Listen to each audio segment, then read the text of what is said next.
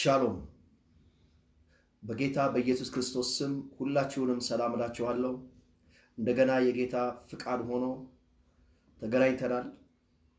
ስለ መልካምነቱና ስለ ፍቅሩ የእግዚአብሔር ስም የተባረከ ይሁን። ከእናንተ ጋር በጣም በደስታ በጣም በፍቅር የእግዚአብሔርን እውነት እንካፈላለን። እንደባለፈው ሳምንት ዛሬም የምገኘው በመጀመሪያ ልጃችን ቤት ነው። እሱ ቤት ሆኜ ነው ይሄንን አገልግሎት ማስተላልፈው እና አሁን በጸሎት እንጀምራለን። ዛሬ ጥቂት ደቂቃ እንጸልያለን። ማለት የምስጋና ጸሎት በልሳን መጸለይ መንፈሳችንን እንደገና እናነሳሳለን። ሃሌሉያ። ኢየሱስ አመሰግንሃለሁ ስለ ዳንኩበት ስምህ፣ ስለ መልካሙ ስምህ፣ ድንቅ ስለሆነው ስምህ፣ የኃጢአት ስርየት ስላገኘሁበት ስምህ አመሰግንሃለሁ። አጥር ስለሆነው ስምህ አመሰግንሃለሁ። ኢየሱስ ተመስገን፣ ኢየሱስ ተመስገን። የዳንበት ስምህ፣ ቤዛ የሆነን ስምህ፣ የኃጢአት ስርየት ያገኘንበት ስምህ፣ ሁሉ የሚንበረከክለት ስምህ፣ የተሰጠን ስምህ፣ ከሰማይ በታች የኛ የሆነ ለእኛ የተሰጠ ስምህ፣ መድኃኒት የሆነውን ስምህ እናመሰግንሃለን። ተመስገን ተመስገን። ኢየሱስ ተመስገን፣ ኢየሱስ ተመስገን። ጌታ ኢየሱስ ተመስገን፣ ኢየሱስ ተመስገን። ሃሌሉያ ሃሌሉያ ሃሌሉያ ሃሌሉያ ሃሌሉያ ሃሌሉያ። ኢየሱስ አመሰግንሃለሁ፣ ኢየሱስ እባርክሃለሁ፣ ኢየሱስ ከፍ አደርግሃለሁ። ስለ መልካምነትህ አመሰግንሃለሁ፣ ድንቅ ስለሆነው ፍቅርህ አመሰግንሃለሁ። ሃሌሉያ ሃሌሉያ። ራላባሳንቶራ ባቺክለሬቤንቲያ ኢፕራሳንቶና ከነሜሺ ፕሬስ አዱና ማዲላ ሞሶ ፔምፓራባራቦሲ ክለሬቤች ላዱራ ኤላዲያ ሳንቶና ሜክሪሲ ፕሪሻቱራ ማንቲያ ኖኖ ሞሲ ፕሬዴሻ ላባንታ ላባራዳባ ሲክሎሮ ሞንቲ ፕሬሻ ላቦራዳ ማንቲያ። ሃሌሉያ። አመቺ ቦታ ላይ ያላችሁ ሰዎች ድምጻችሁን ከፍ አድርጋችሁ በልሳን እንድትጸልዩ፣ ድምጻችሁን ከፍ አድርጋችሁ እግዚአብሔርን እንድታመሰግኑ፣ የኢየሱስን ስም እንድታመሰግኑ አበረታታ። ስሙ ኃይል አለው፣ ስሙ ጉልበት አለው። በስሙ እያንዳንዱ ነገር ይቀየራል። በላይ በሰማይ ያለ፣ በዚህ በምድር ያለ፣ ከምድር በታች ያለ ነገር ሁሉ ለስሙ ይንበረከካል። የትኛውም ጉልበት ከስሙ በላይ አይደለም። ስሙ ለኛ አጥራችን ነው። ስሙ ለኛ መመኪያችን ነው። ስሙ ለኛ ኃይላችን ነው። ስሙ ለኛ መድኃኒታችን ነው። የኃጢአትን ስርየት ያገኘንበት ነው። ተቀባይነት ያገኘንበት ነው። ሃሌሉያ ሃሌሉያ ሃሌሉያ ሃሌሉያ። ኢየሱስ እወድሃለሁ፣ ኢየሱስ አመሰግንሃለሁ፣ ኢየሱስ ኢየሱስ ኢየሱስ ኢየሱስ እወድሃለሁ እወድሃለሁ። ኢየሱስ ኢየሱስ ኢየሱስ። ጀርመናዊቷ ማዘር ባሲሊያ እንደዚህ ትላለች፣ የሲኦል ከበባ በተሰማህ ጊዜ የኢየሱስን ስም ጥራ። ኢየሱስ ኢየሱስ ብለህ ባልክ ጊዜ ያኔ ከፍ ከፍ ስትልና ከሁኔታው በላይ ሲያደርገ ስሙን ታገኘዋለህ። አሁንም ኢየሱስ ኢየሱስ እንድትሉ አበረታታችኋለሁ። ጥሩት ስሙን። የሚጣፍጥ ስም፣ ድንቅ የሆነ ስም፣ ከሰማይ በታች ለእኛ እንድንጠራው እንድንናገረው የተሰጠን ስም፣ እግዚአብሔር አብን ከፍ የምናረግበት ስም። ሃሌሉያ። ኢየሱስ ኢየሱስ ኢየሱስ ኢየሱስ ኢየሱስ ኢየሱስ። አደንቅሃለሁ፣ አመሰግንሃለሁ፣ ባርክሃለሁ። ኢየሱስ ከፍ አደርግሃለሁ። ኢየሱስ ምስጋና ላንተ ይሁን። ኢየሱስ አድናቆት ላንተ ይሁን። ኢየሱስ ክብር ላንተ ይሁን። ሃሌሉያ ሃሌሉያ ሃሌሉያ። ራላባሳንቶራባቺክለሬቤንቲ ላቦራባሲያንዶ ኤፕሬሌቤታ ፑራ እንደንዳላባራሞሴ ክሬፔሺ ፓሮንታ Aradilla dorre messe procomoshi paramanta la bossia. Inda la borre messe predesce cloro da montia. La boammasse alla duna me kiribishaton makaramasi la dora menci prosa paramanti la dosa. ኢየሱስ ኢየሱስ ኢየሱስ። ወድሃለሁ፣ አደንቅሃለሁ፣ አመሰግንሃለሁ፣ ባረካለሁ። ስምህ ለኔ ኃይሌ ነው። ስምህ ለኔ ብርታቴ ነው። ስምህ ለኔ ጉልበቴ ነው። ስምህ ለኔ ደስታዬ ነው። ኢየሱስ ወድሃለሁ። ሃሌሉያ። ላባራማሶንቶና ማሽያ ው ሃሌሉያ ሃሌሉያ ሃሌሉያ። ሎሬቤሳ ክሮቶሞሺ ፕሬዳ ሳንዶራ ሌፕራሳፖራ ማከሬቤች ላዶራ ማሲያንዶስ ኤፕሬዲሚሺ ሎሞንዳ ማሲ ከቤንቲል አዱና አማፔሬቤሳ ሎራ ማንቲያ ዱና ማማ የክሬፔሻ ፑራ ማሴሌ ቤንቲላ ቦራ ራማንዳ ላባራሞ ክሌሬቤሲ ፕሮቶሞሺ ፕራንዳ ኤሌቤረደቦ ሰፕሮቶ ዶደሞንቺያ ጌታ ሆይ ደግሞ ዛሬ ጸልያለሁ ይህንን መልእክት የሚሰሙ ሰዎች እያንዳንዳቸው አሉበት ሁኔታ ከፍ እንዲሉ እግዚአብሔር ሆይ ከመልእክቱ ቃልህ ሲነገር የሚሰራው ያ መንፈስ እንዲያገኛቸው እናም የቃልህን መንፈስ እንድትለክ ጌታ ኢየሱስ አንተ እንደተናገርክ እኔ የምነግራችሁ ቃል ሕይወትም ነው መንፈስም ነው እንዳልክ አሁን ይሄ ቃል ጌታ ሆይ በእነሱ ውስጥ ዛሬ የምንካፈለው ከመጽሐፍ ቅዱስ የምናየው እውነት በሚሰሙት ሰዎች ውስጥ ሁሉ ሕይወትንና መንፈስን እንዲያነሳሳ እግዚአብሔር ሆይ በመንፈስ ኃይል እንዲሞሉ እንድታደርግ ጠይቀሃለሁ።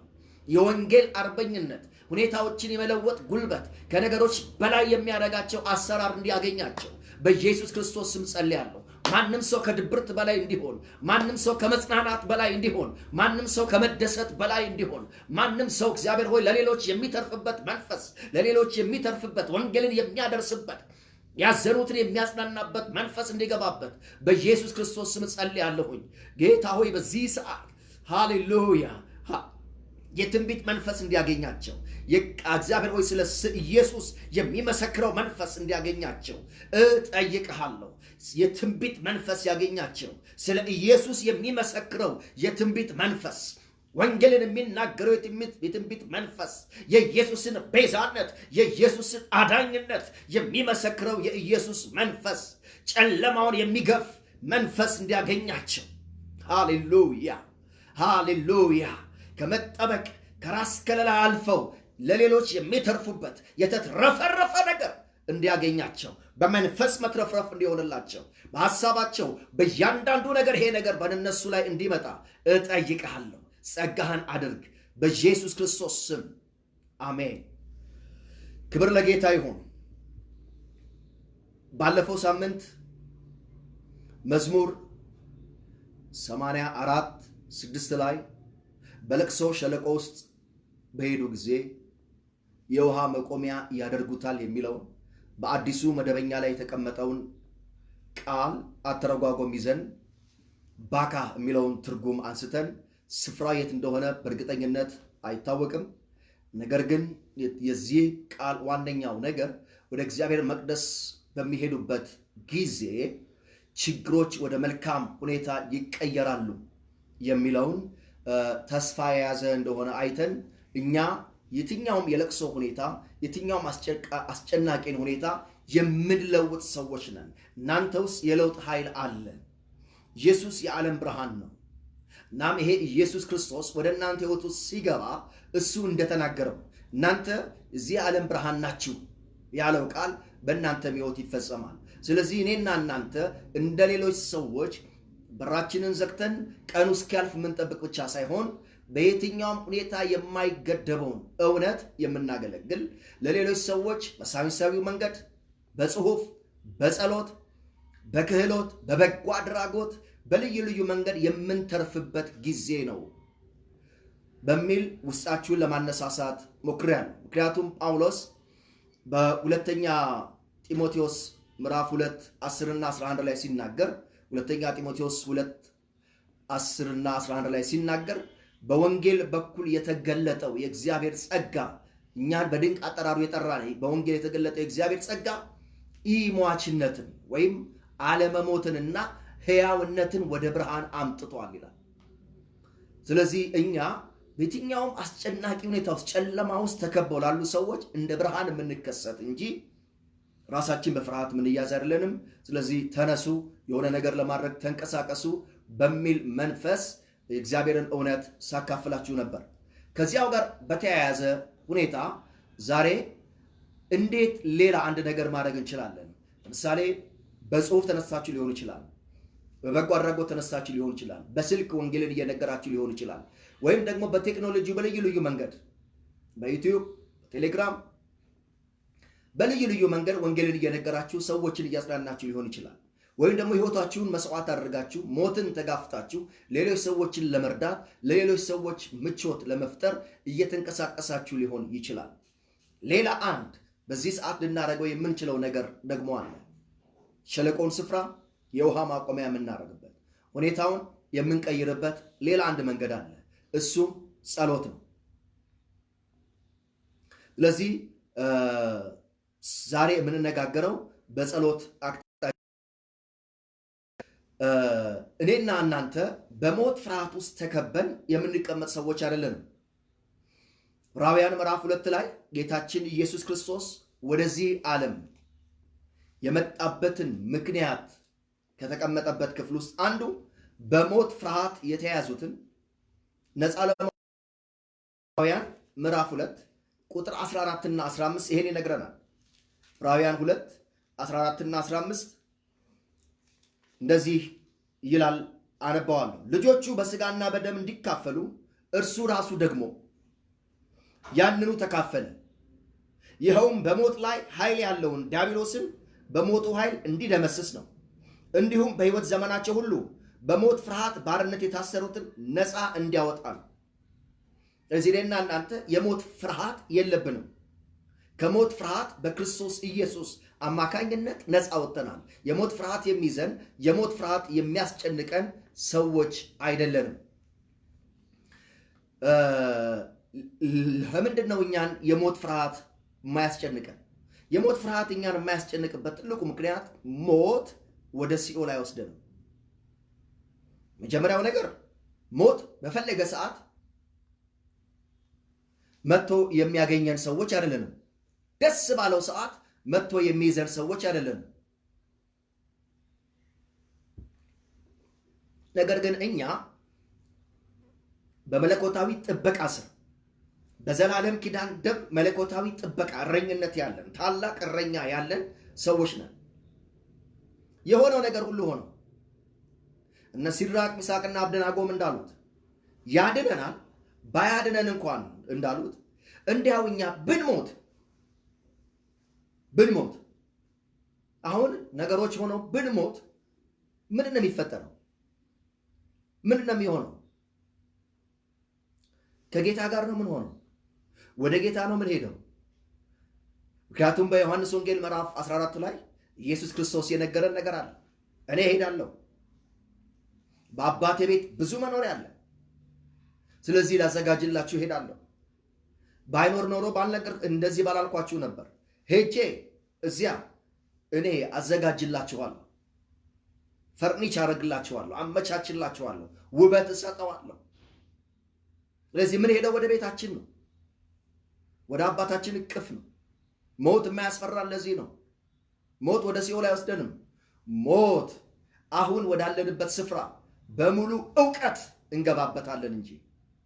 ሃሌሉያ። ስለዚህ ኢየሱስ መጥቼ ወስዳችኋለሁ እና የሞት ፍርሃት እኛ ጋር የለም። እኛ ጳውሎስ ስለ ሞት ጉዳይ ሲናገር በጣም ደስ የሚል ነገር የሚናገርበት ስፍራ አለ። ፊልጵስዩስ እንድታወጡ ትፈልጋለሁ። መጽሐፍ ቅዱሳችሁን ይዛችሁ እየተከታተላችሁ እንዳላስ አምናለሁ። ፊልጵስዩስ ምዕራፍ 2ን ፊልጵስዩስ ምዕራፍ 1ን አውጡት።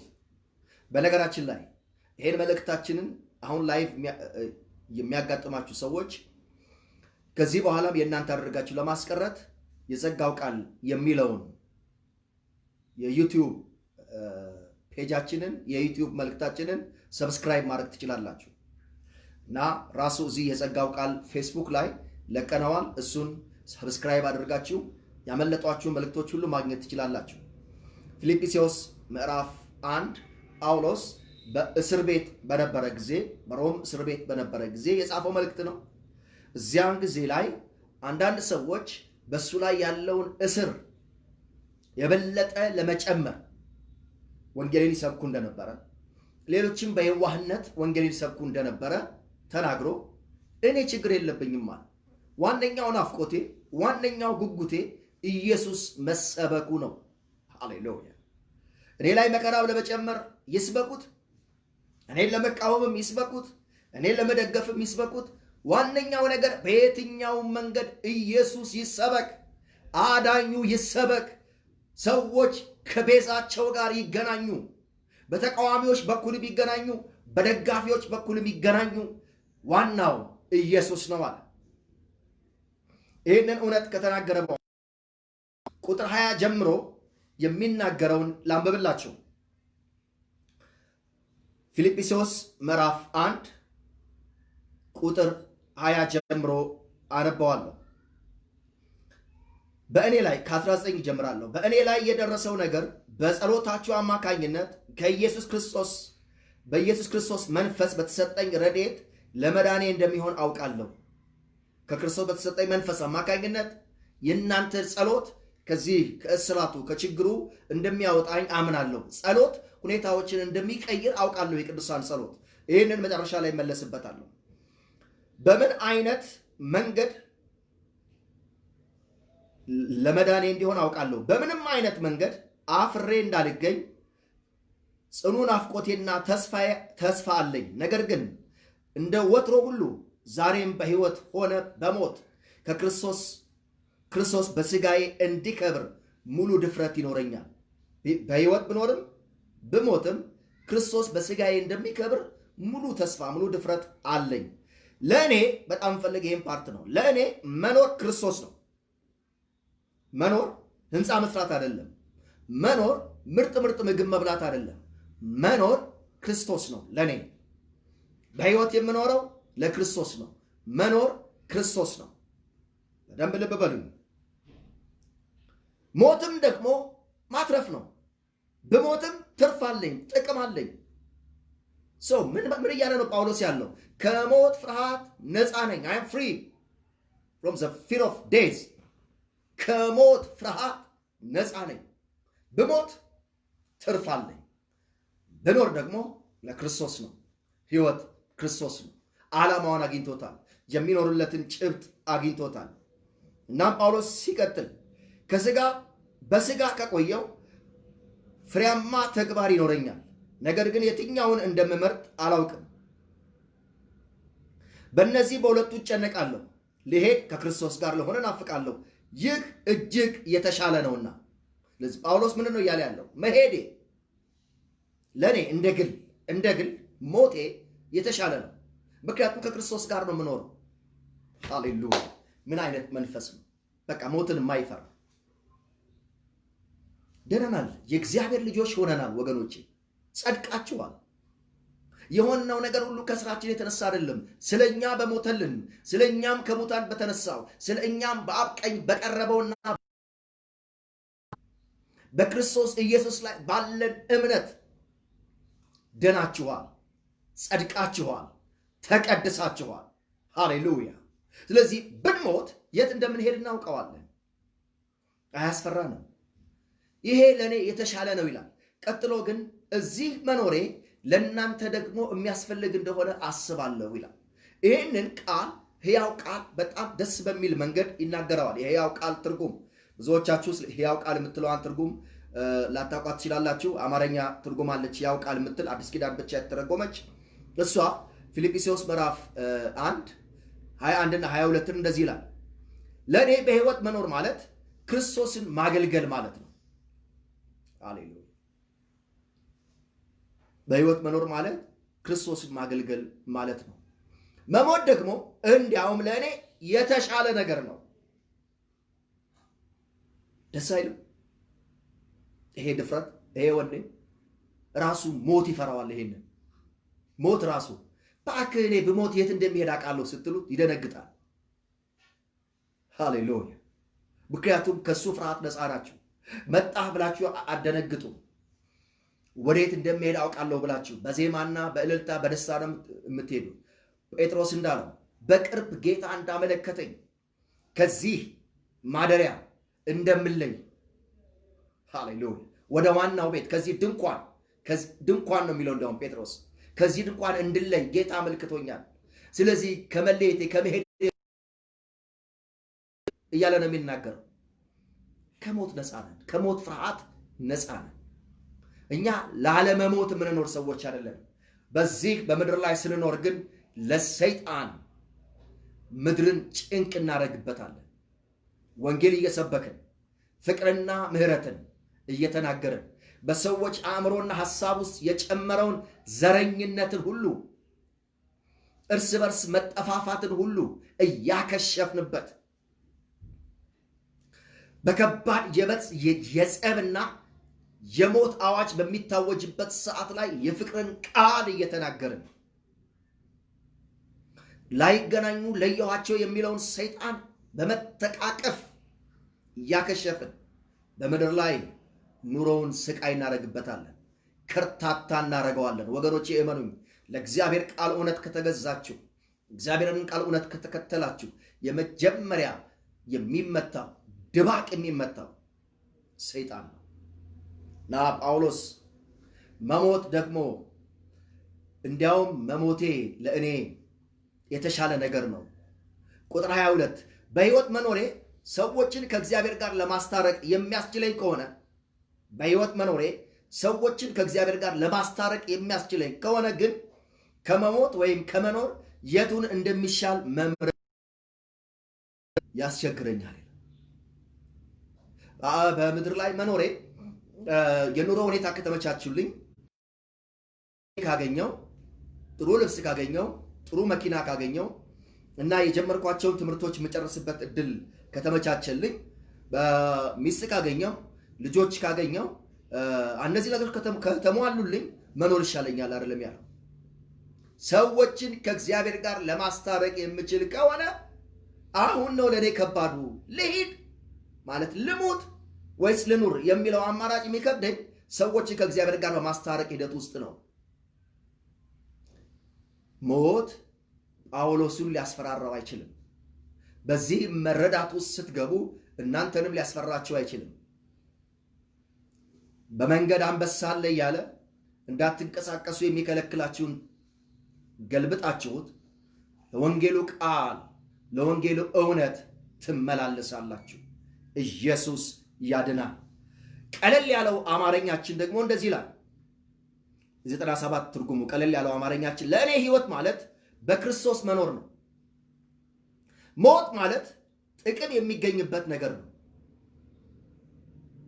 ሰይጣን እናንተ እንድትጠቀሙ አይፈልግም። ስለዚህ ሞት ጥቅማችሁ እንደሆነ ሲያውቅ የሞት መልአክ በእናንተ ሕይወት ውስጥ የሚኖረው ተጽዕኖ ያነሰ ይሆናል። ሞት ጥቅም የሚገኝበት ነገር ነው። ይሁን እንጂ በሕይወት መኖሬ የሥራ ፍሬ የሚሰጥ ከሆነ ከሕይወትና ከሞት የቱን እንደምመርጥ አላውቅም።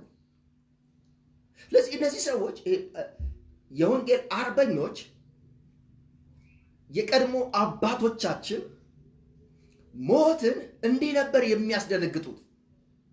ሞት አልነበረም የሚያስደነግጣቸው፣ ሞትን ያስደነግጡት ነበር። ሞት የተሻለ ጥቅም አለው ለኔ፣ የተሻለ ድርሻ አለው ለኔ። መሞቴ ከክርስቶስ ጋር አንድ ላይ እንደሆነ ያደርገኛል። ይሄ ለኔ ምርጥ ነገር ነው። መኖሬ ደግሞ ለስራ ፍሬ ካለው። አንዳንድ ሰው እኮ የእናቱን ምግብ እየበላ ወይም ደግሞ ቢሮ እየሄደ እየመጣ ምንም የሚኖርበት ምንም ዓላማ ሳይኖረው ሞትን ይፈራል። ምንም የሚኖርበት ዓላማ ለሌላ ሰው የሚያደርገው አስተዋጽኦ የለውም። በዚህ የተትረፈረፈ ህይወት በሚል አንድ ትምህርት አለኝና እዛ ላይ ሰዎችን አጫራሽ ከመሆን ነፃ አውጡላል። አጫራሽ ያላቸውን ሰዎች ያጫርሳሉ። እነሱ ምርታማ አይደሉም። ያላቸውን ሰዎች ያጫርሳሉ እንጂ እነሱ ምንም የሚኖርበት አይማሩም፣ አስተምሩም፣ አይሰሩም፣ ልማታዊ አይደሉም። የሚኖርበት ዓላማ የላቸውም። እነሱ ሞት ይፈራሉ። ጳውሎስ እና የቀድሞ አባቶች በምድር ላይ የምኖረው ፍሬያማ መሆን ከሆነ ሌሎችን ከእግዚአብሔር ጋር የማስታረቅ ከሆነ በምድር ላይ መኖር ደስ ይለኛል። አለበለዚያ ግን የተሻለ ነገር ለኔ ሞቴ ነው። እዚያ ምርጥ ነገር ይጠብቀኛል፣ ከጌታ ጋር ሆናለሁ ይላል። እንዲህ አይነት መንፈስ ያላቸውን ሰዎች ሞት ያስፈራራል ብላችሁ ታስባላችሁ? በምንም መንገድ አያስፈራራም። ስለዚህ እኛ የመጽሐፍ ቅዱስ አማኞች ከሞት በላይ ነን። ከሞት ፍርሃት በላይ ነን። ላለመሞት በሚደረግ ጥረት ውስጥ አይደለም። ምክንያቱም ሁለተኛ ጢሞቴዎስ ምዕራፍ 2 ቁጥር 10 እና 11 እንደሚናገረው በእኛ አገልግሎትና በወንጌል በኩል ሟችነትና ሕያውነት ወደ ብርሃን ወጥቷል። ስለዚህ የሞት ፍርሃት እኛ ላይ አይሰራም። ነፃ ወጥተናል። እኛ በየትኛውም አስቸጋሪ ሁኔታ ውስጥ በየትኛውም የሞት ከበባ በተሞላበት ሞት በነገሰበት ቦታ ላይ ሄደን ሕይወትን እንናገራለን። ለክርስቶስ ተሰቃየው የሚል መጽሐፍ ላይ አንድ ሁለት ታሪክ ልንገራችሁ። ሁምብራንድ ናቸው የጻፉት። ለክርስቶስ ተሰቃየው በአማርኛው ተስፋዬ መስፍን ነው የተረጎመው። ሁሉም ታሪኮች ልብ የሚነኩ ናቸው። ግን እስር ላይ የኮሚኒስት ፓርቲ በሩማንያ አውሮፓ ውስጥ ሩማንያ ሀገር ላይ በተስፋፋበት ወቅት የመጀመሪያዎቹ ወቅት ላይ ክርስትናን ማጥፋት አንዱ ዘመቻው ነበር እና በአንድ እስር ቤት ውስጥ የክርስቲያኖቹን መዋቅሩንና ዋና ሰባኪዎችን ለመያዝ እና ምስክር መሆን የሚችሉ ሰዎችን ይፈልጉ ነበር። ስለዚህ ከታሰረች አንዲት እናት ያመጧትና ከእስር ቤት ፊት ለፊት በሽቦ አጥር ልጇን እያሳዩ ዋናዎቻችሁ የት እንዳሉ ተናገሪ፣ ሐሳባችሁ ሚስጥራችሁ ምን እንደሆነ ተናገሪ፣ ቼናችሁን መዋቅራችሁን ተናገሪ ብለው አሳልፋ እንድትሰጥ ጠይቋታል። እና እሷም እምቢ ትላለች። ልጇን ፊት ለፊት እስኪደማ ድረስ ይደበድቡታል። እየገረፉ እየደበደቡ አሰቃዩት እና ተናገሪ እያሉ እየጮሁ ልጇን ይደበድቡታል። በዚህ ጊዜ እሷ ሁለት ልብ ስትሆን እየተገረፈ ያለው ልጇ እንደዚህ ያለ ማዬ እንዳትነግሪያቸው፣ እኔ የሚሄደው ወደ ኢየሱስ ነው፣ እንዳትነግሪያቸው። ሃሌሉያ። ቀጥቅጠው ሲገሉት አይኗ እያየ አልነገረቻቸው። ምክንያቱም እሷ ወዴት እንደምትሄድ ታውቃለች። ሌላ አንድ በጣም የሚገርመኝ ያን ክፍል ሳነብ በጣም የገረመኝ ስፍራ ደግሞ እስረኞችን የሰበሰበ ወንጌል የሚነግር እዛ የታሰረ ክርስቲያን ሰባኪ አንድ ክርስቲያን ነበር። ይሄ ሰው ወንጌል ይነግራቸዋል፣ ይሰብካቸዋል።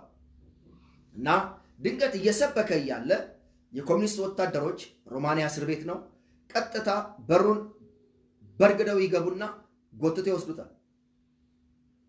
ቅጥቅጥ አድርገው ደብድበውት በሕይወትና በሞት መካከል ራሱን ስቶ በሕይወትና በሞት መካከል ውስጥ ሲቀር ይዘውት ያመጡና መሃላቸው ይዘርሩታል።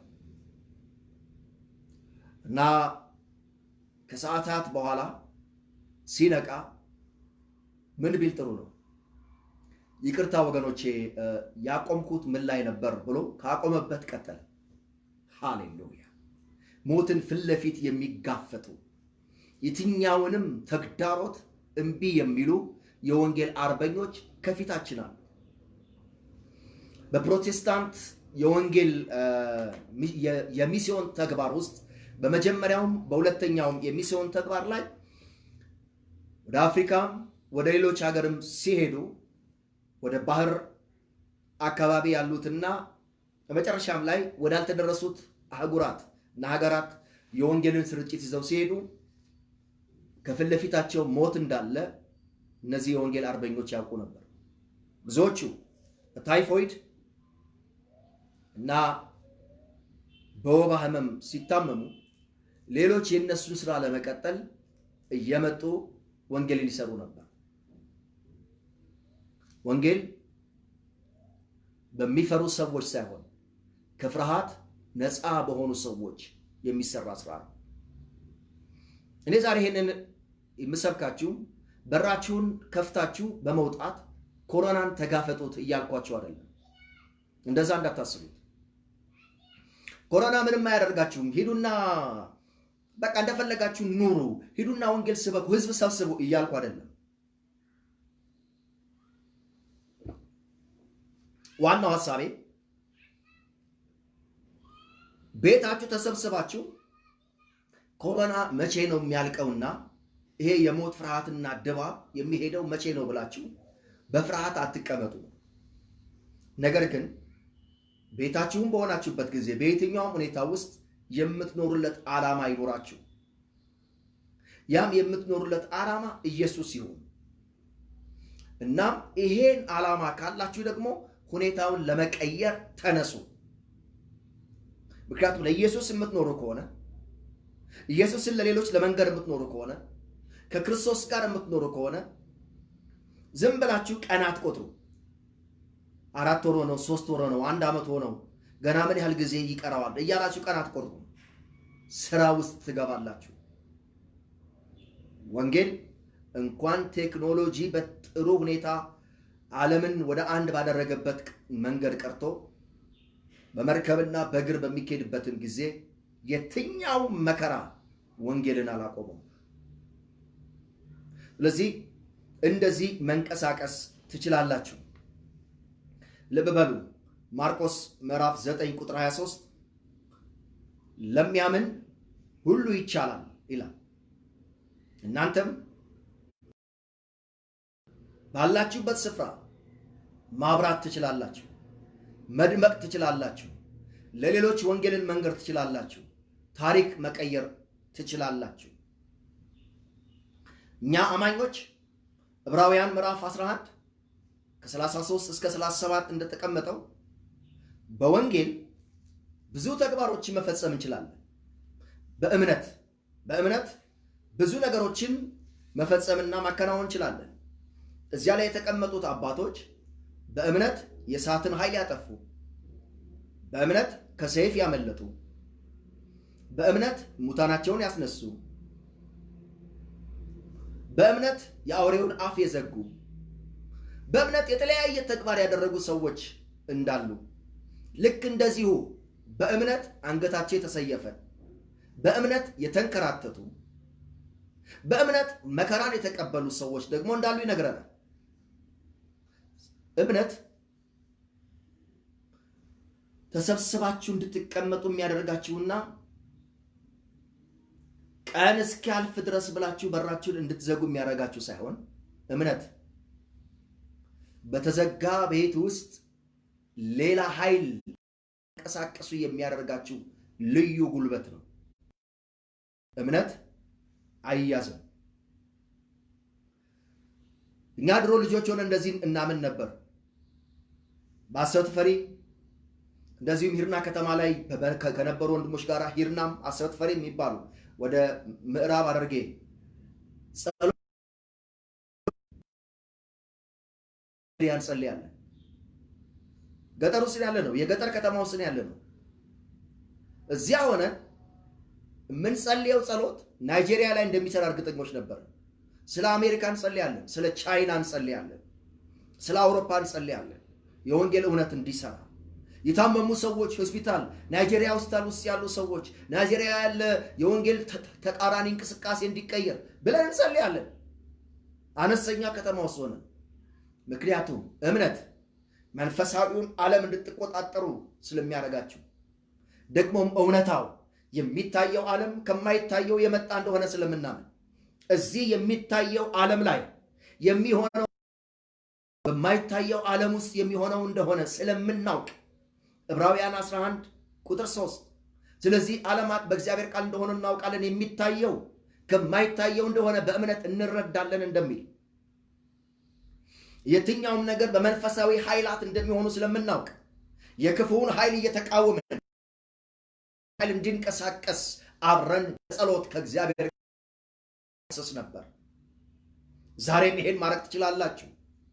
ይሄ ዛሬም ኮሮና አይገድበውም። እቤት መዘጋታችሁ አይገድበውም። ስንት ሰው ሞተ፣ የት ደረሰ፣ እኛ ሰፈር ስንት ሰው ተያዘ እያላችሁ አትጨነቁ። አሁን መንፈሳችሁን አነሳሱ። መንፈሳዊውን አየር ተቆጣጠሩት። በልሳን ጸልዩ።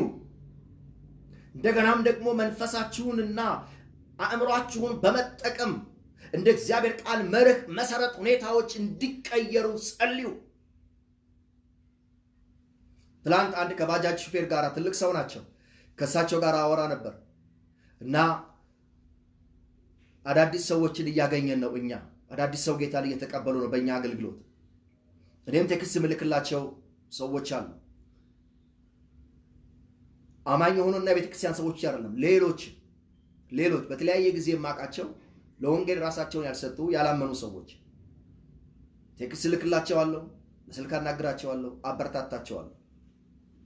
እና የባጃጅ ሹፌር በጣም ሰው በዚህ ጊዜ ወንጌል እየሰማ ነው፣ የምናገረውን ነገር እየተቀበሉኝ ነው፣ ሰዎች ጌታን እየተቀበሉ ቦታ አጥቼ ፎቅ ስር ዝም ብሎ መንገድ ላይ ተንበርከከው ጌታን እየተቀበሉ እየወሰድኩ ለቤተ ክርስቲያን እየሰጠው ነው። እግዚአብሔር አሳልፎ ህዝብ እየሰጠን ነው። አዎ እግዚአብሔር በዚህ ሰዓት የሚሰራ ለእግዚአብሔር የትኛውም ጊዜ የሥራ ጊዜ ነው።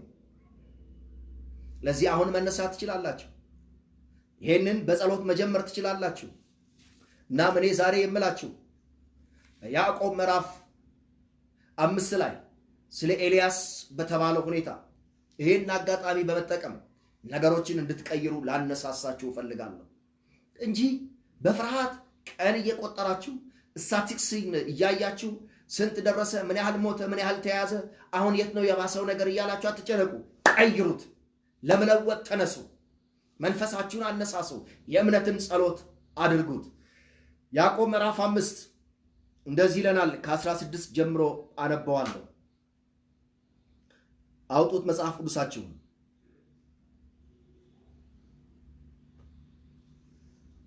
ስለዚህ ኃጢአታችሁን እርስ በርሳችሁ ተናዘዙ ትፈወሱም ዘንድ አንዱ ስለሌላው ይጸልይ። የጻድቅ ሰው ጸሎት ኃይል አለው፣ ታላቅ ነገርም ያደርጋል። የጻድቅ ሰው ጸሎት ኃይል አለው፣ ታላቅ ነገርም ያደርጋል። አዲሱ መደበኛ ምን ማለት ነው? ይሄ ኮሮና መፍትሄ ላይገኝ ይችላል። በጸሎት ግን የተሻለ ነገር መስራት ይቻላል። ጸሎት ኃይል አለው። በክርስቶስ የጸደቃችሁ ደግሞ እናንተ ናችሁ። የእናንተ ጸሎት ኃይል አለው። ሲቀጥል ይሄ እንደዚህ ይላል፣ ኤልያስ እንደኛ ሰው ነበር። በጣም ደስ ከሚለኝ ነገር እዚህ ክፍል ውስጥ አንዱ ይሄ ነው። ኤልያስ እንደኛ ሰው ነበር የሚለው ቃል። ምክንያቱም አንዳንድ ሰው ኤልያስን የተለየ ፍጥረት ያደርገዋል፣ እንዲያው ከላይ የመጣም አድርጎ የሚያስበዋል። ትዝ ይለኛል አንድ ሰው ኤልያስ እና ሌሎች ቅዱሳንን እንደ መልአክንና ቅዱሳንን እኩል ነው የሚያየው። ሰው አይመስሉትም፣ እንደነሱ ድካም ያለው ምናምን አይመስሉትም። ኤልያስ እንደኔ እንዳንቺ ሰው ነበር፣ ድካም ያለበት ሰው፣ ምቾት የሚፈልግ ሰው። ኤልያስ እንደኛው ሰው ነበር። ዝናብ እንዳይዘንብ አጥብቆ ጸለየ። በምድርም ላይ 3 ዓመት ተኩል ዝናብ እንዳይዘንብ አደረገ። እንደገናም ጸለየ፣ ዝናብም ከሰማይ ዘነበ፣ ምድርንም ፍሬዋን ሰጠች። ምድር ክፍል የሚነግረን ተነሱ ነው የሚለው። ኤልያስ እንደናንተው ሰው ነው እና እናንተ ቁጭ ብላችሁ ነገሮችን አትመልከቱ። ተነሱና እንደ ኤልያስ ከአፌ ቃል በቀር ብላችሁ ተናገሩ፣ ተነሱ ብሎ ነው ይሄ ክፍል የሚነግረን። እህቴ ተነሺ፣ ወንድሜ ተነስ፣ እንነሳ። አሁን ባለንበት ቦታ ላይ በመንፈስ አንድ ላይ ተሳስረን ከአፌ ቃል በቀር ብለን ነገሮችን እንገድባቸው፣ እናቁማቸው። አይነቱንና አሰራሩን እየገለባበጠ እየቀያየረ አንዴ በጸብ፣ አንዴ በበሽታ፣ አንዴ በተፈጥሮ አደጋ፣ በተለያየ መንገድ በምድር ላይ የሰውን ኑሮ ጭንቀት የሚያደርገውን የአመፅ ጉልበት በቃም በለው። ይሄን ማድረግ እንችላለን። ስለዚህ እንድትጸልዩ አነሳሳችኋል። አሁን በዚህ ሰዓት እያንዳንዳችሁ መጸለይ ትችላላችሁ። እንዲህ ብላችሁ መጸለይ ትችላላችሁ። እና ዛሬ ለጸሎት የሚያግዛችሁን ርዕሶች ልስጣችሁ። መጽሐፍ ቅዱስ ውስጥ ራእይን አውጡልኝ። የራእይ መጽሐፍ ወይም ደግሞ ዮሐንስ ምዕራፍ 6 አውጡት። ከምዕራፍ 6 ከምዕራፍ 7 እና ከምዕራፍ 8 እየተወነጨፋችሁ በመንፈስ መንፈሳዊ ዓለም ላይ ከፍ ብላችሁ የጨለማውን ኃይል ከግራችሁ በታች የምታንቀጠቅጡበትን ሃሌሉያ የእግዚአብሔር ቃል እውነትና አቅጣጫዎች እንድታዩ አነሳሳችኋለሁ። ይሄን አካፍላችኋለሁ። ራእይ ምዕራፍ 6 ቁጥር 4 እስከ 8 ያለውን እናያለን። በዚህ ውስጥ 3 ርዕሶች ይሰጣቸዋል። ራእይ 6 ቁጥር 4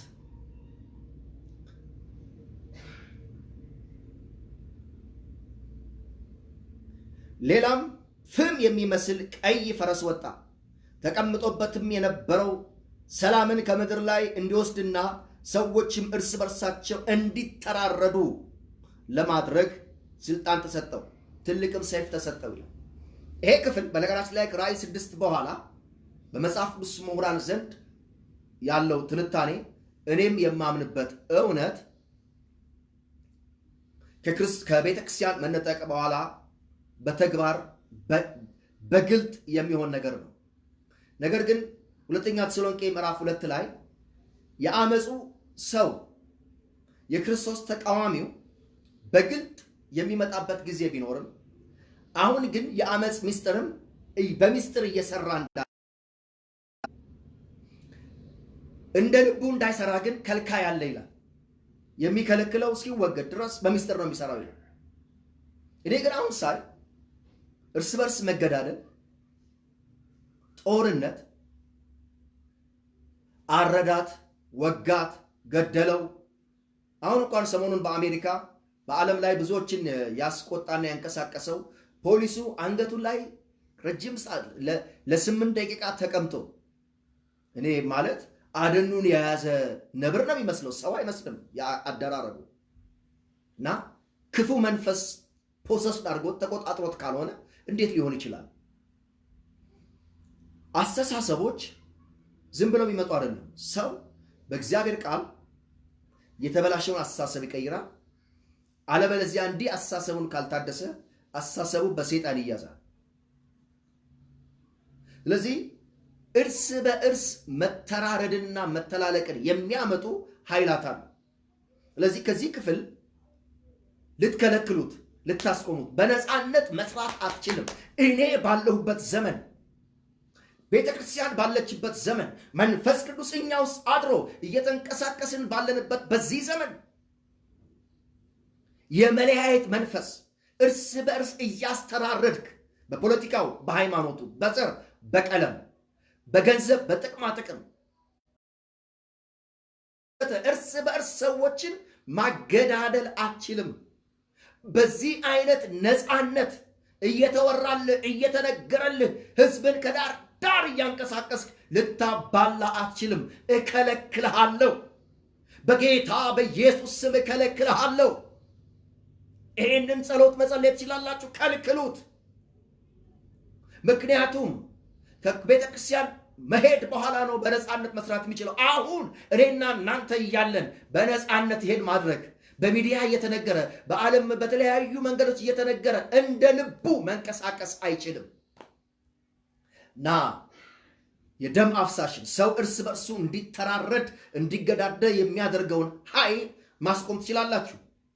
ሁለተኛ ልታስቆሙት የምትችሉት ኃይል፣ ልትከለክሉት የምትችሉት ኃይል እዚሁ ምዕራፍ 6 ከቁጥር 5 እስከ 6 የተቀመጠ ደግሞ አለ። በጉም ሶስተኛውን ማኅተም በፈታ ጊዜ ሶስተኛው ሕያው ፍጡር ና ሲል ሰማሁ። እኔም ተመለከትኩ፣ እነሆ ጥቁር ፈረስ አየሁ። ተቀምጦበት የነበረውም በእጁ ሚዛን ይዞ ነበር። ከዚያም ከአራት ሕያዋን ፍጡራን መካከል 1 እርቦ ስንዴ ለ1 ቀን ደሞዝ፣ 3 እርቦ ገብስም ለ1 ቀን ደሞዝ ይሁን፣ ዘይቱንና ወይን ጠጁን አትጉዳ የሚል ድምፅ ሰማሁ ይላል። ይሄ ድርቅንና የኑሮ ውድነትን የሚያመጣ ባለፈው ሳምንት ነግሬያቸዋለሁ። ለኛ ለመጽሐፍ ቅዱስ አማኞች የኢኮኖሚ ተግዳሮት፣ የኑሮ ውድነት ምን ማለት እንደሆነ ይገባናል። ምክንያቱም ሁለተኛ ነገሥት ላይ የኑሮ ውድነት ሃይማኖታዊ እሴትን ሰዎች ጥለው የአህያ ጭንቅላት ሲበሉ አይሁዶች፣ የእርጉብ ኩስ ሲመገቡ፣ የእናትነት ባህሪ ጠፍቶ ከኢኮኖሚው ከኑሮ ውድነት የተነሳ እናት ከጎረቤት ጋር አንድ ላይ ተማክራ ልጇን ስትበላ ተጽፎልናል። ስለዚህ ሰይጣን በምድር ላይ ሰዎች እንዳይመቻቸው ኑሮን ያስወድዳል፣ ድርቅን፣ ረሃብን ይልካል። ይሄንን ድርቅን፣ ረሃብንና የኑሮ ውድነትን የሚያንቀሳቅሱ የሚቆጣጠሩ ኃይላትን መገደብ እንችላለን፣ መምታት እንችላለን፣ ማስቆም እንችላለን። እኔ ባለሁበት ዘመን በነፃነት መንቀሳቀስ አትችሉም ማለት እንችላለን። ስለዚህ በዚህ መንፈስ መጸለይ ትችላላችሁ። በሶስተኛ ደረጃ በዚሁ በራእይ ምዕራፍ 6 ላይ የምናገኘው የምንከለክለው የሞትን መልአክ ነው። በተፈጥሮም በሰው ሰራሽም አደጋዎችና ሁኔታዎች ሞትን ቀላል የሚያደርጉ ሰዎች ክርስቶስን ሳያውቁ፣ ምክንያቱም ልብ በሉ እዚህ ስፍራ ላይ ሞት ሲኦልን አስከትሎ ነው የወጣው። ስለዚህ አሁን ማወራው አማኞች ወደ ጌታ ስለሚሄዱበት ሞት ሳይሆን ኢአማንያን የክርስቶስ ወንጌልን ያልደረሳቸው ያልገባቸውን ሰዎች ወንጌል ሳይገባቸው በፊት የሚያርዳቸውን የሞትን ኃይል ነው። ይሄን መከልከል እንችላለን። በዮሐንስ 6:8 ደግሞ ላንብበው። ዮሐንስ ራእይ 6:8 በጉም አራተኛውን በፈታ ጊዜ አራተኛ ሕያው ፍጡር ና ሲል ሰማሁ። እኔም ተመለከትኩ፣ እነሆ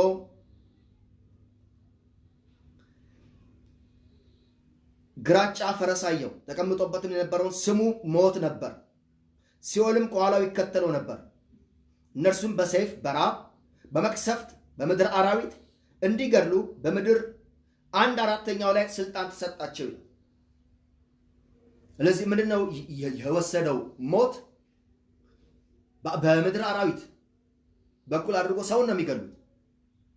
የምድር አውሬ ወይም አራዊቶች ገብተው ወይም በተለያየ መንገድ አደጋ እየጣሉ ሰውን ይገላሉ ማለት ነው። ሰው ሰራሽ እና የተፈጥሮ አደጋን አንድ ላይ አድርገው እከሌ እኮ ጠዋት አይቸው ነበር እያላችሁ ሞተን ትሰማላችሁ። የስጋ ዘመዳችሁ ሞተን ትሰማላችሁ። በተለያየ መንገድ ሞት ቀላል ይሆናል። ይህንን የሚሰራ የሞት መልአክ አለ። ግን አሁን እኔና እናንተ በመንፈስ ነቅተን በፍጹም እኔ ባለሁበት ዘመን ወንጌልን ቀድመህ ሲኦልን አስከትለህ፣ ምክንያቱም ሲኦል ተከተለው ይላል። ሲኦልን አስከትለህ ዘመዶቼ፣ እኔ የማውቃቸውን የሩቅ ምስራቅ ሰዎች የማላቃቸውን ማንንም ከወንጌል ቀድመ መውሰድ አትችልም። የሞት መልአክ በምድሪቱ ላይ በፕላኔታችን በምድር ላይ ነግሰህ እንደ ልብህ መንቀሳቀስ አትችልም። በኢየሱስ ስም እከለክልሃለሁ። ወደ ሞት የሚታረዱትን ታደጉ እንደሚል በኢየሱስ ክርስቶስ ስም አንተ ቀድመህ አትሄድም፣ ቀድሜ ታደጋለሁ። የወንጌል አርበኞችን የወንጌል መስካሪዎች እንዲሄዱ ጸልያለሁ። ሞትን እቀድማለሁ፣ ሲኦልን እቀድማለሁ፣ የጥፋትን ኃይል እቀድማለሁ፣ የሞትን ኃይል እከለክላለሁ ብላችሁ በዚህ አቅጣጫ የሚንቀሳቀሰውን ጉልበት መስበርና መምታት ትችላላችሁ።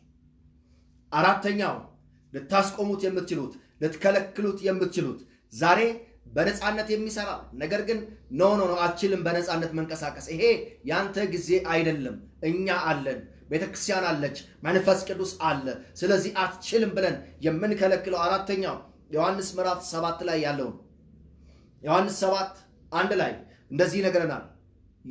ዮሐንስ ብዬ የምላችሁ ዮሐንስ ራእይን ነው። ዮሐንስ ራእይ ምዕራፍ 7:1 ከዚህም በኋላ 4 መላእክት በአራቱ የምድር ማዕዘኖች ቆሙ አየሁ።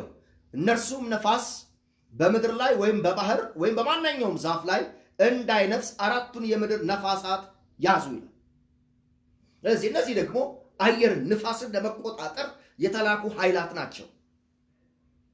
አንዴ ላኒኖ አንዴ ኤሊኖ እያለን የምንጠራቸው የንፋስ የአየር አደጋ፣ ድርቀት መጣ፣ ከፍተኛ በረዶ ሆነ፣ ከፍተኛ ሙቀት፣ ለሰው ልጅ የማይመች የአየር ጸባይ እንዲኖር፣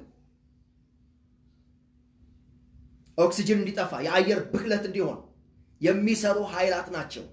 ልብ በሉ፣ አጋንንቶች ወይም መንፈሳዊ ኃይላት ስጋ ውስጥ ካልገቡ መስራት አይችሉም። እነዚህ ሁሉ የጥፋት ጉልበት የሚሰሩትና የሚንቀሳቀሱት በሰው በኩል ነው።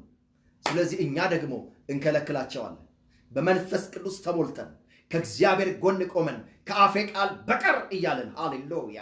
በዚህ መንፈስ እንድትነሱ ነው የምፈልገው። ከአፌ ቃል በቀር አየሩን ተቆጣጥራችሁ ሰውን ለመተንፈስ፣ ሰውን ለመኖር፣ ሰውን ለመንቀሳቀስ፣ ጤናውን ለማምጣት እንዳይችል ልትገዳደሩ አትችሉም። የአየር ብክለት የምታመጡትን ኃይላት እቃወማለሁ ልትሉ ይገባል። ይሄ የፖለቲካ ጉዳይ አይደለም። G20 እና G8 ማን ነው? የግሩፕ 20 ይቅርታ በእንግሊዝኛ ስለተናገርኩኝ የግሩፕ 20 እና የግሩፕ 8 ሀገራት እየተሰበሰቡ የሚያስተካክሉልን ጉዳይ አይደለም። እኛ እናውቀዋለን። የሚታየው ነገር ሁሉ ከማይታየው እንደሚመጣ እናውቃለን። ስለዚህ ተነስተን አየሩን የሚበክሉትን ኃይላት እንቃወማለን። እንደዚህ በጸሎት ነገሩን ስንቀይረው በየቦታው ላይ ልማት የሚፈጥሩ አትክልትን የሚያለሙ ደንን የሚያለሙ የአየር ብክለትን የሚቀንሱ ሳይንሳዊ ፈጠራዎችና እንደዚሁም ደግሞ የጉልበት ስራዎች፣ ልማቶች ይለቀቃሉ። ሃሌሉያ። ለዚህ አየሩን የሚቀይሩትንም ኃይላት እንመታለን። እነዚህ ኃይላት ሌላም ደግሞ አምስተኛ እንደዚሁ በራእይ ምዕራፍ 8 ላይ የምናገኘው እውነት አለ። ራእይ ምዕራፍ 8 ኢየሱስ ክርስቶስ ጌታ ነው። በእርግጠኝነት ይህንን እውነት እየሰማችሁ በትክክል እየተከታተላችሁ እየሄዳችሁ ያላችሁ ሰዎች ከኢየሱስ ክርስቶስ ጋር ለዚህ አሁን የጨለማው ድባብ ለጨመረበት ዓለም ብርሃን ለመሆን በጸሎትም መንፈስ እየተነሳችሁ እንዳለ አምናለሁ። የሆነ ጩኸት ከውስጣችሁ እየተነሳ እንዳለ አምናለሁ። በራችሁን ዘግታችሁ የጨለማውን ኃይልና የአጋንንትን ጉልበት የክፋት ሰራዊትን ከእግራችሁ በታች እያርበደበዳችሁ እንዳለ እያንቀጠቀጣችሁ እንደምትቀጥሉ አምናለሁ።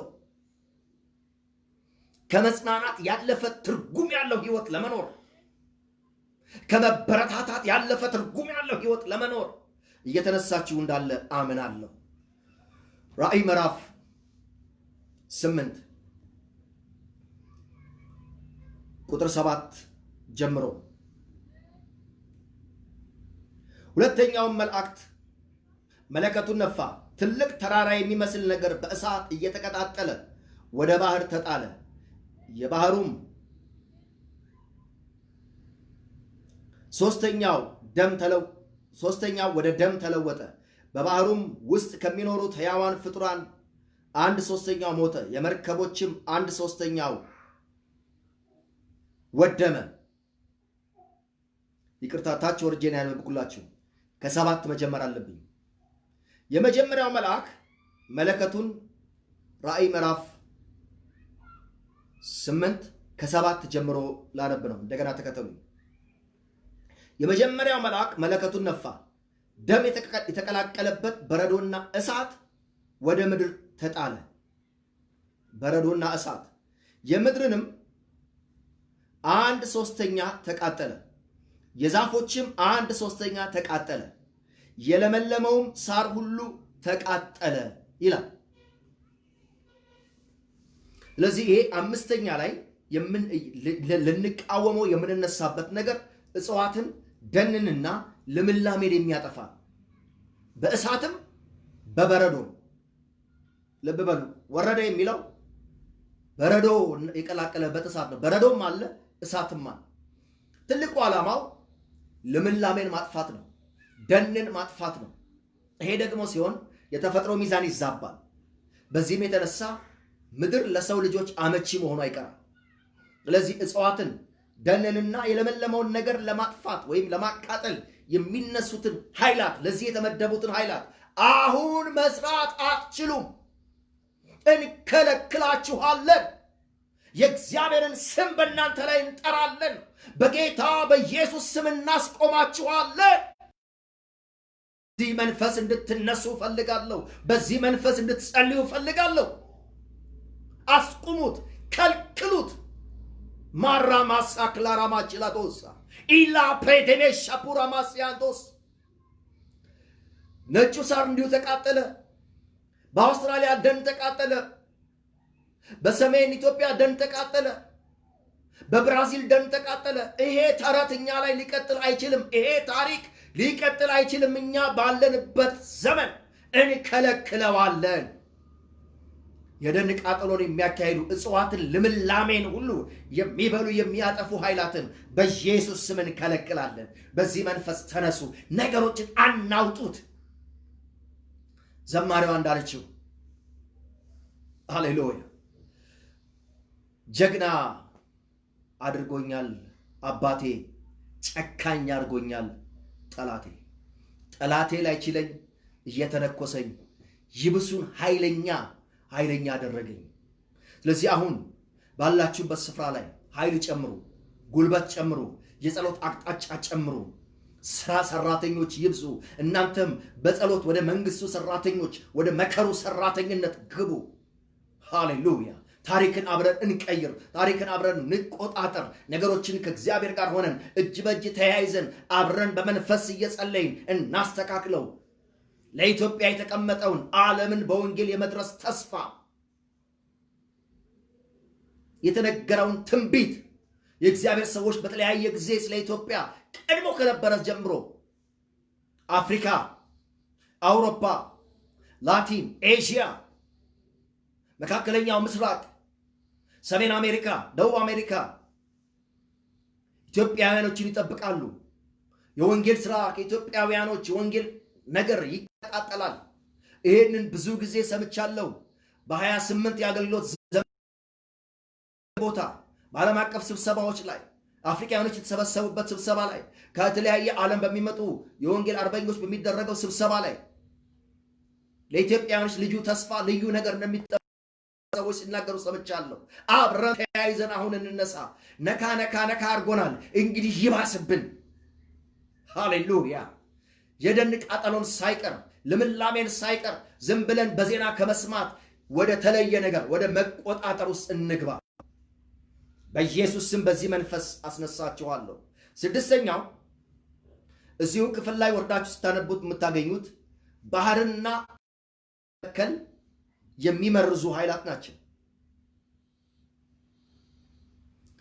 ውሃውን ለሰው ልጆች አመቺነቱ፣ ጨዋነት፣ ምቾቱ፣ ከመጠን በላይ ካልሲየም፣ ከመጠን በላይ ኤችፒ የበዛበት እንዲሆን ለሰው ልጅ እንዳይመች አድርገው የሚሰሩ ኃይላት አሉ። ምዕራፍ 8 ከ9 እስከ 11 ቅድም ያነበብኩላችሁ እነሱን ነው። እና እነዚህ ቁጥር 11 ላንብበው። የኮከቡም ኦሪዮን ይባላል። የውሃውም 1/3 መራራ ሆነ። ውሃውም መራራ ከመሆኑ የተነሳ ብዙ ሰዎች ሞቱ ይላል። እነዚህ ኃይላት ውሃውን ነው የቀየሩት። አይናችን እያየ እዚያ በረዶ ቀለጠ፣ እዚህ እንትን ሆነ፣ የውሃ መበከል ሆነ፣ አሳዎች ድንገት ሞቱ፣ እንትን ሐይቅ ላይ ያሉ እንደዚህ ሆኑ። የእስያ ባህር በእንትኑ እየተበላ የሰላማዊ ውቅያኖስ የፓሲፊክ ባህር እንዲሁ እየተበላሸ ነው። ውቅያኖሱ እየተበላሸ ነው። ቀይ ባህር እየተበላሸ ነው። እንዲህ አይነት የምናልፍ ሰዎች አይደለንም። እኛ የመጽሐፍ ሰዎች እንዘምትበታለን። ስለዚህ ዛሬ አነሳሳችኋለሁ። ከአፌ ቃል በቀር ብላችሁ ሃሌሉያ፣ ከአፌ ቃል እነዚህን አሁን የሰጠኋቸውን የመጽሐፍ ቅዱስ ክፍሎች እና መንፈስ ቅዱስ የሚያቀብላቸውን እናንተም ከመጽሐፍ ቅዱስ ውስጥ በተለየ ሁኔታ የምትረዷቸውን የጥፋት ኃይላት ለማስቆም አሁን በነፃነት የምትሰሩበት ጊዜ አይደለም። በሚስጥር ነው። እንደዚህ ገናችሁ መስራት አትችሉም። አሁን መግነን ባላባንታ ክሬሌቤሲ ፕሮ አማንታላ ባራዳባንቲላ ዶሳ ጃናሙዋ ማከሬቤሲ ላቦራዳማንቲያ ተቀጣጠሉ። በጸሎት መንፈስ ተቀጣጠሉ። እግዚአብሔራዊ ቁጣ በውስጣችሁ ይነሳ። በእግዚአብሔራዊ ቁጣ ተቆጡ። ሃሌሉያ። በጨለማው ኃይል ላይ የእግዚአብሔራዊ ቁጣ በመንፈሳችሁ ይነሳሳ። ተቆጡ፣ ጩሁ፣ ተናገሩ። የጨለማውን ኃይል ከእግራችሁ በታች አንቀጥቅጡት። ዜናውን ቀይሩት። ታሪኩን ቀይሩት፣ እንቅስቃሴውን ቀይሩት፣ አትሞስፌሩን ቀይሩት። ቻፓራማ ሳሎራማንቲላዶስ ሬቤንታ ለቤረደሞች ላቡክሎማንቲላሞሳ አንድ ላይ በዚህ መንፈስ ስንነሳ ይታየኛል። ዓለም በወንጌል ስትለወጥ የክርስቶስ ደም የኤዥያን ታሪክ ሲቀይር፣ የመካከለኛው ምስራቅን ታሪክ ሲቀይር፣ የአፍሪካን ታሪክ ሲቀይር፣ ኢትዮጵያውያኖች በሚስዮን ተግባር ላይ ገነው ሲወጡ የዘረኝነትን የቀለምን ሁሉ ታሪክ ጥፋት ተራ ስናደርገው በዚህ እረዳለሁ። ተነሱ ለዚህ እውነት። መንፈስ ቅዱስ አሁን ይሄን የሰሙ ባሉት ሰዎች ላይ መቀጣጠል ይምጣ፣ የመንፈስ መንደድ ይምጣ፣ አፋቸው ላይ ቃል ይምጣ። በኢየሱስ ክርስቶስ ስም ከልባቸው ወንዙ ይውጣ። አፋቸው ላይ ቃል ይምጣ። ይናገሩት፣ ይጸልዩ፣ ይናገሩት፣ ይጸልዩ። ራማሴክሌሬቤች ላቦራማንቲያ ቢፓላቦሬሜሲ ፕሬቴሽክለሮሞንቶ በኢየሱስ ክርስቶስ ስም ይሄንን ተናገርኩኝ።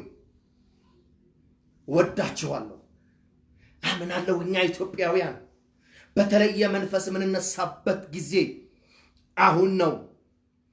ይሄንን እዚሁ በጸሎት ተግባር ጀምረን ወንጌልን ይዘን ደግሞ እንዞራለን።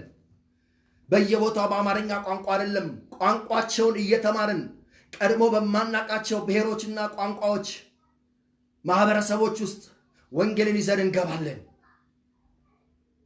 ከኛ መድኃኒት ይገኛል፣ ከኛ መፍትሄ ይገኛል። ወንጌልን ለብዙዎች ቅጠላችንንም ፍሬያችንንም መድኃኒት ያደርገዋል። በኢየሱስ ስም አሜን። ተባረኩ።